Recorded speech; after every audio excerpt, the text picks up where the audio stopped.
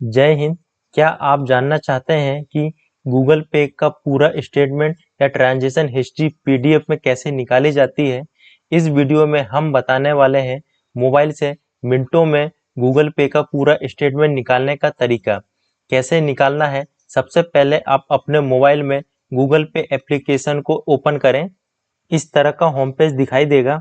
आप इसे अपडेट कर लें। नीचे स्क्रॉल करें, सी ट्रांजैक्शन हिस्ट्री इस पर क्लिक करें। डेट इस पर क्लिक करें।